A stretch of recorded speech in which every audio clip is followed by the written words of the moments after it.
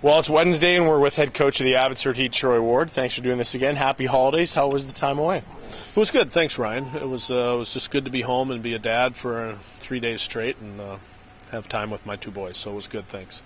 Interesting time for the club. You've got a lot of bodies up in Calgary, which I'm sure is the ultimate double-edged sword of the AHL. You want to see guys succeed. You want to see guys go to the next level. But when they do, you're left with more of a skeleton squad, aren't you? We are.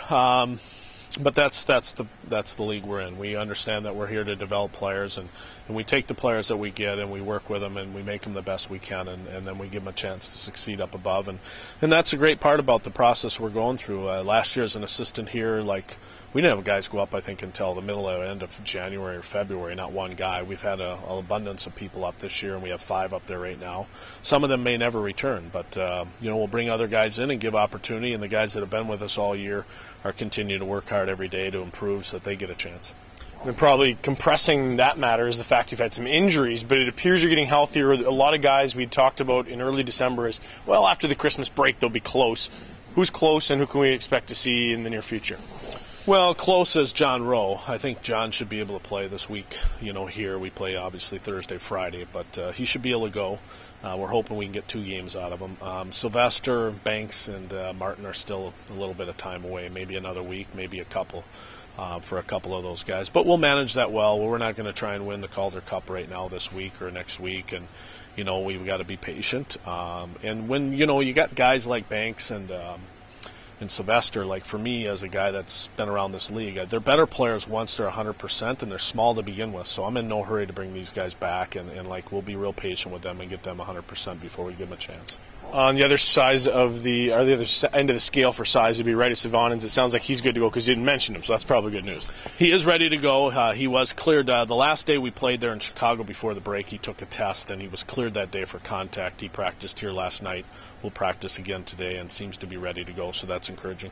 When you look at the Texas Stars, do you get very far before you have to start talking about their power play? That's the one thing I remember. They really could move it around on that when they're a man up. They do a nice job, but we had our hands full there in Texas. I think we were, as you know, watching and commentating on the game. I thought we were fortunate to get the 4 points we got there. And part of it has to do with our discipline. So 2 things are going to collide here this weekend. Number 1 is their special teams are pretty good in terms of their power play. And number 2, we've been an undisciplined team.